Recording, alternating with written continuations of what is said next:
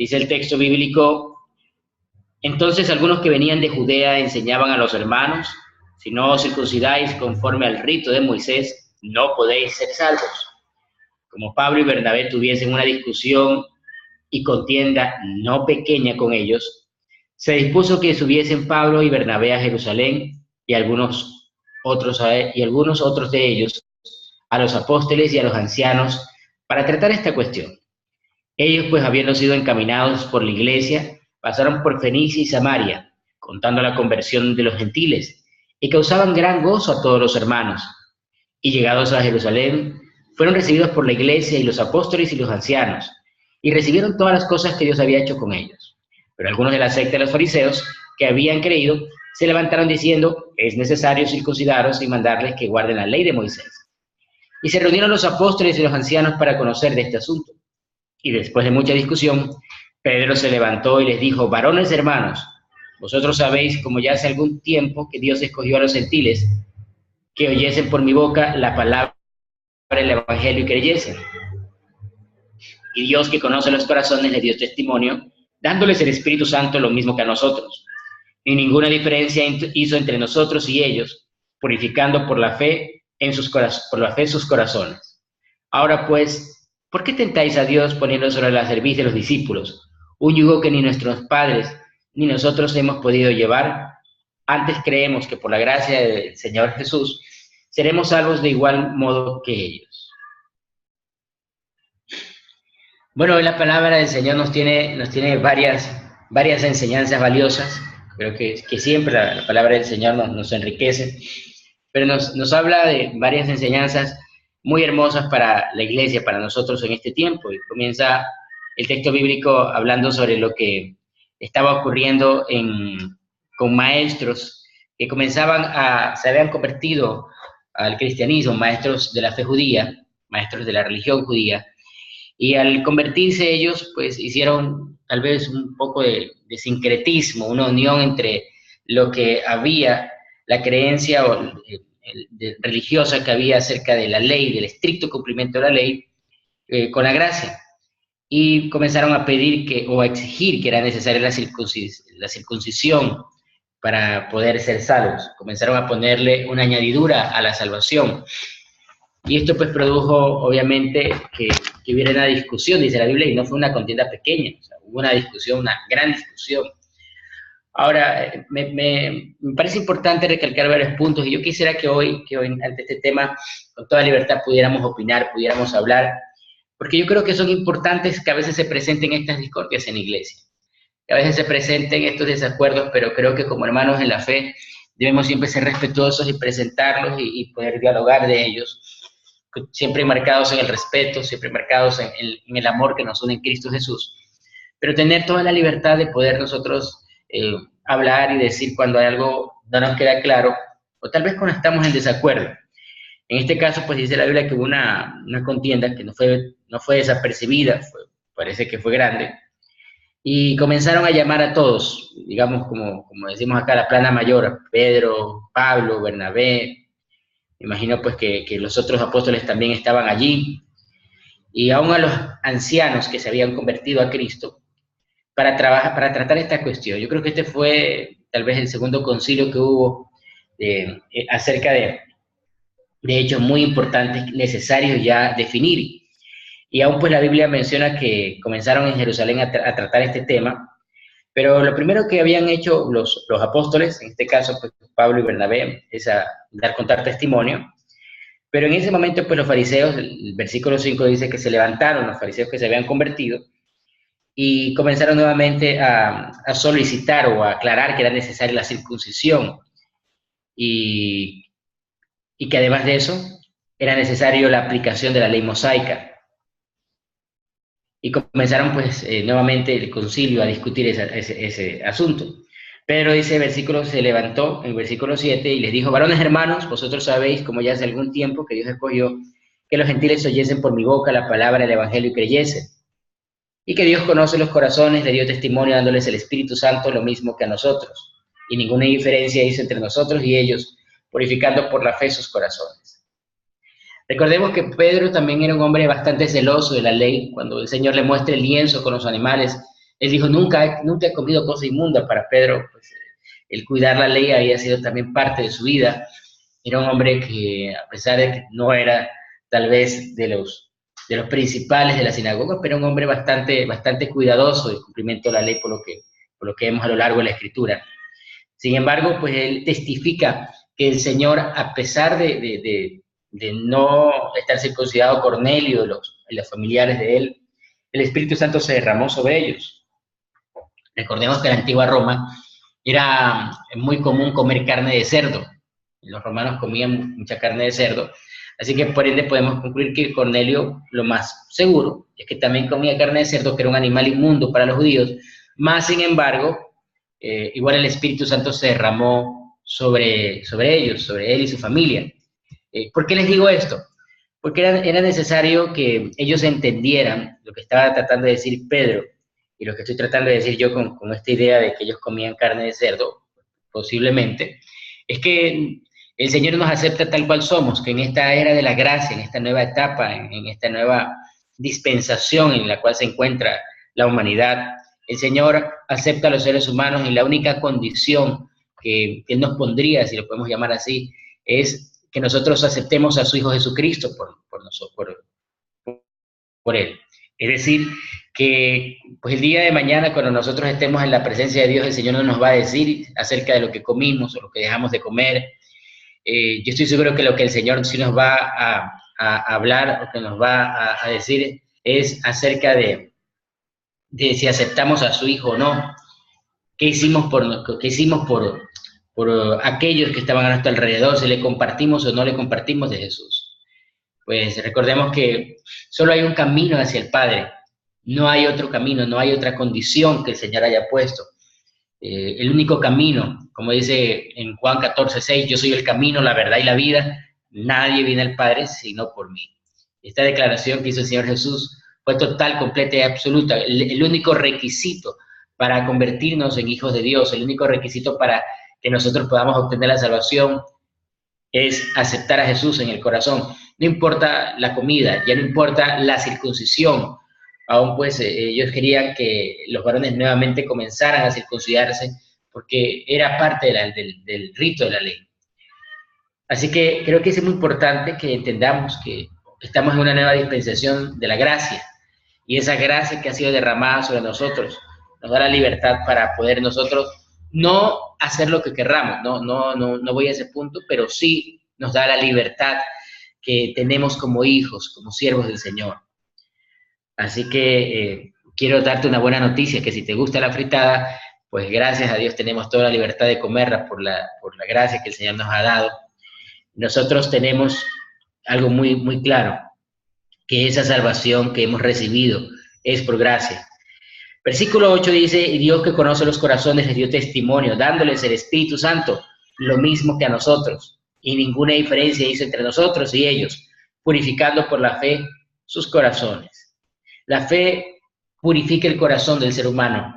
La fe en Jesucristo nos da un nuevo corazón, nos da un nuevo sentir, nos da una nueva esperanza, una nueva perspectiva del Señor. Más sin embargo, pues estaban muy aferrados los fariseos que se habían convertido. Ahora bien, yo quiero que miremos algo. Los fariseos que se habían convertido al Señor no eran malas personas, no eran gente que quería hacer esto por mal. Ellos en su celo querían que se cumplieran las cosas porque así habían vivido toda su vida. Para ellos era un paradigma muy grande todas las normas y las leyes que estaban escritas en la palabra de Dios. Y cuando me refiero a paradigma, era una creencia muy fuerte, y para ellos el incumplimiento de esa promesa, de esa ley, implicaba muerte. Y hasta cierto punto era verdad, pero no entendieron que a partir de Jesucristo la ley ya se había cumplido, que ya el sistema religioso, los ritos religiosos que tenían que hacerse, ya no era necesario, porque ya la salvación, ya la purificación, ya la regeneración del ser humano se daba automáticamente a través de Jesús. Entonces no entendían esa parte, a pesar de que ellos lo hacían con una buena intención, pero en esa parte todavía no había una comprensión plena de lo que la salvación implicaba, lo que era la fe en Jesucristo y esta nueva dispensación de la gracia, no se entendía, no se comprendía. Y por eso lo importante de esta conversación, de este concilio, tal vez discusión entre hermanos, y comenzaron ellos a dialogar acerca de todo esto. Y hace yo creo que una puntualización muy fuerte, Pedro. Vemos que en el versículo 10 dice, ahora pues, ¿por qué tentáis a Dios, poniéndonos a servicio de los discípulos un yugo que ni nuestros padres ni nosotros hemos podido llevar? Yo creo que en esta parte es importante revisar que hoy en día está pasando, yo creo que una situación muy particular en la iglesia. Bueno, no es algo totalmente nuevo, pero sí vemos, o yo percibo que la iglesia se ha convertido en un sistema religioso que ha olvidado echar mano de la gracia.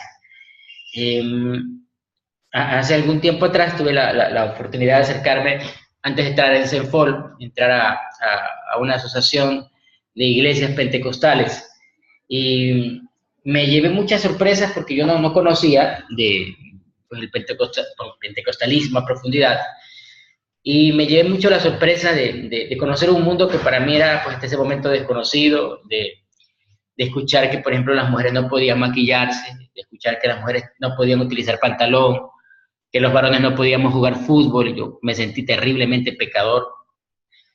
Bueno, una serie de cosas que escuchaba acerca de cosas que no debían de vivirse o no podían hacerse, reglas que se habían metido en el cristianismo, y que el incumplimiento de esas reglas, según lo que se decía ya, pues era que perdías la salvación. Es decir, pues si tú incumplías estas reglas que menciono, tú podía venir el Señor Jesús y dejarte, porque pues no te encontraría puro, no te encontraría santo. Y me acuerdo que en una conversación que tuve con varios pastores de esa red, yo le decía, entonces, ¿quién va a ser salvo? Porque pues todos dice la Biblia que somos pecadores. Creo que estamos entendiendo algo mal. Y cuando comenzamos a hablar de este tema, pues a muchos les inquietaba el pensar que podían quedarse, obviamente, por no cumplir las leyes, las reglas que se enseñaban. Pero hacer un estudio de la carta de Romanos, de revisar este pasaje, yo creo que la iglesia hoy en día ha puesto a veces un yugo muy pesado en la cabeza de la gente, de reglas que si no las sigues, si no las cumples, si no haces esto, pues no eres salvo, o no eres un hijo de Dios, o no eres un discípulo. Se le ha añadido al evangelio. Así como hay un evangelio muy light, así como hoy en día pues muchas veces se malinterpreta la gracia, que ese es un extremo, los extremos siempre serán malos, siempre serán erróneos, pero también hay un extremo legalista que se ha formado, un extremo que lleva a que la gente viva por reglas, viva acartonada, no viva la libertad del Señor. Entonces, si escuchas tal canción, si solo puedes escuchar tal tipo de música, solo puedes ver esto, solo puedes verlo allá, y unas reglas terribles, tremendas, que lo que están impidiendo es que la gente se acerque a Cristo. Acá en la costa hay un movimiento muy fuerte pentecostal primitivo, muy fuerte, muy grande. Y es tenaz porque tú ves que mucha de esta gente literalmente vive como en el siglo XIX. Me decía alguien de esta corriente, por ejemplo, que el internet era del diablo. Y más sin embargo, pues en algún momento yo vi que estaba publicitando sus negocios por internet. Yo le dije, pero bueno, entonces, ¿por qué utilizas tú el internet para publicitarse? Tú dices que es del diablo. Entonces, cosas así donde nosotros vemos que muchos que se levantan reglas que se dan por la interpretación del evangelio. Y a pesar de que tal vez no tengan una mala intención porque buscan cuidar que el pueblo esté en la búsqueda del Señor, pero el añadirle algo a la salvación nunca será algo sano, nunca será algo bueno, nunca será de Dios, porque la salvación es a través de Jesucristo. Tú crees en Jesús como Señor y Salvador y eso es automático. No hay nada más que añadirle. Ahora que pues la Biblia nos habla de que en nuestro crecimiento y en nuestra madurez de Cristo debemos de aprender más, debemos de ir creciendo en el desarrollo con el Señor, obviamente que sí, pero añadir cosas, añadir situaciones. Recuerdo que hace muchos años atrás tenía un líder que pues nos decía que habría que levantarse a las 3 de la mañana y bañarse para estar limpio en la presencia del Señor, y que eso tenías que hacerlo porque si no, no entrabas bien a tu tiempo devocional con el Señor. Y pues era tremendo, terrible, porque pues imagínense a las 3 de la mañana bañarse con agua fría. No creo que estábamos en ciudades, estábamos en Quito, ¿no? Decía frío. Y pues son cosas que se van dando por la interpretación de algunas personas, pero el imponer, el querer decir que eso debes de hacer para poder tener una comunión con Dios, para poder tener una aceptación total del Señor, es erróneo. No necesitamos nada más sino creer en Jesucristo. El resto son cosas que tal vez nos ayudan en el desarrollo, en nuestro caminar, pero pueden ser simplemente sugerencias. Antes creemos, dice el versículo 11, que por la gracia del Señor Jesús seremos salvos de igual modo que ellos. Por la gracia. Y esta palabra, yo quiero invitarte a que la subrayes en tu Biblia y le agradezcas al Señor, porque es un regalo inmerecido que tenemos a través de nuestro Señor, la gracia. Ahora nosotros tenemos la gracia de nuestro Señor Jesús en nuestras vidas. Y quiero concluir explicándote un poco el tema de la gracia. El otro día me subí a un bus, el carro se dañó y me fui en un bus, y se subieron un niño se subió a vender caramelos. Era un niño un poco más grande que mi hija Valentina. Y mi hija Valentina va a cumplir 6 años, el niño tal vez tenía unos 7 años. Y la verdad es que al verlo me conmoví mucho porque me imaginé a Caleb. Y de hecho no sé por qué tenía un parecido a Caleb. Y me conmovió tanto que no supe qué hacer, si ayudarla o no ayudarla, porque a veces también son redes que se levantan para usar a los niños. Pero el ver a ese niño e imaginarme a mi hijo me conmovió muchísimo. Y me ponía a pensar que así debe ser la gracia. El Señor nos ve y ya no nos ve a nosotros, ve a Jesucristo, su Hijo, y eso lo conmueve. Eso hace que Él tenga misericordia de nosotros. No tanto por mí, sino por el Cristo que ahora ve en mí y ve en ti. Eso es la gracia. El Señor nos da su gracia, su perdón, su misericordia por Jesucristo nuestro Señor.